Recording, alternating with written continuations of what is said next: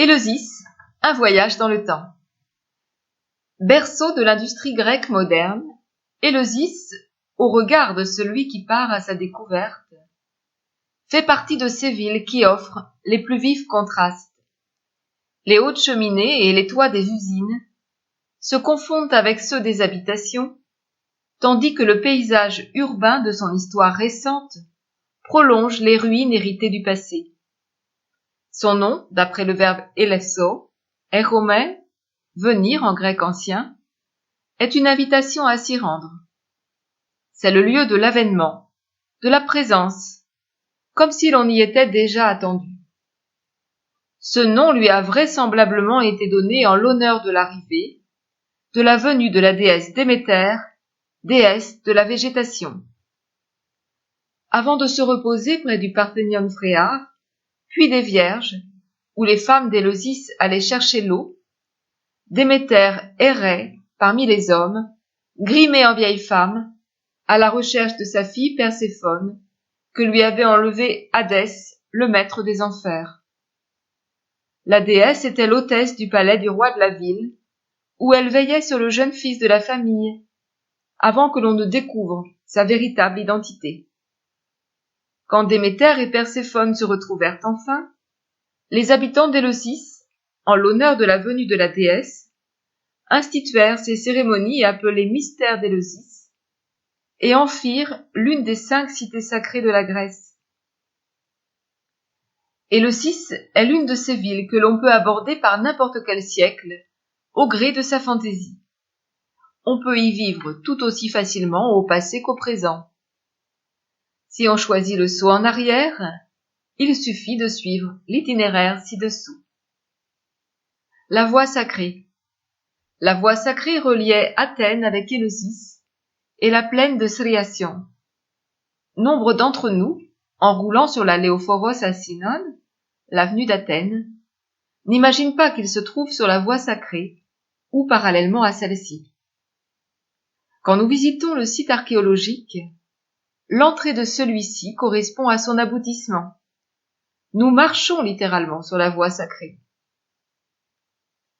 Puis Kallirolos, puits des belles danses, ou autrement dit Parthénion Phréar, le puits des Vierges, où les habitants d'Éleusis s'approvisionnaient en eau et où la déesse Déméter venait s'asseoir quand elle cessait d'errer. Grands et petits propylées. Les escaliers à côté du puits Kallirolos mènent uniquement aux grands propylées, construits sur le modèle de ceux de l'acropole d'Athènes. Naturellement, ils sont tournés en direction d'Athènes. En continuant, on fait face aux petits propylées. Au sol, 2 sillons sont les traces des battants de l'ancienne porte, par laquelle on pénétrait au sein même des mystères. La grotte de Pluton. Imposante, sombre, elle se situe en bas, du côté est de la colline d'Éleusis. C'était le temple en l'honneur de Hadès, aussi appelé Pluton, du mot Plutos, richesse, puisque son royaume se trouve dans le sol, d'où naissent les céréales. Encore aujourd'hui, on y dépose des offrandes, souvent des grenades. Télestérion. Il s'agit d'un espace rectangulaire parcouru de gradins taillés à même le rocher. Ici avaient lieu les mystères d'Éleusis, mystères qui perdurent encore aujourd'hui, puisque ceux qui dévoilaient ce qui s'y déroulait étaient punis de mort. Le plus vraisemblable est qu'ils célébraient la descente de Perséphone pour rejoindre Hadès et sa remontée dans le monde d'en haut, où elle retrouvait sa mère. 6 mois d'hiver, mois de séparation de la mère et de la fille, 6 mois de printemps, à nouveau réunis avec la nature en fête. La chapelle Panaïtsa, la petite Vierge. Sur la colline, surplombant le Télestérion, se trouve une des 3 petites chapelles d'Éleusis, consacrée à la Panaïa I Mesosporitissa, littéralement la Vierge au milieu des semences, que l'on fête le 21 novembre. Cette fête était particulièrement chère aux paysans des zones rurales, comme c'était le cas d'Éleusis jusqu'au début du XXe siècle. Et comme la fête avait lieu au milieu de la période des semences, la Vierge fut appelée Vierge au milieu des semences. Ce jour-là, on fait bouillir différentes graines de céréales et de légumineuses, les graines multiples, et avec des pains, on remonte par la rue qui menait les initiés au télestérion, jusqu'à la colline. Cultes anciens et modernes se répondent. Pour le malheur de sa fille, ici elle était appelée Déméter. Pour le malheur de son fils, plus loin, c'était Alcmène, ou la Vierge.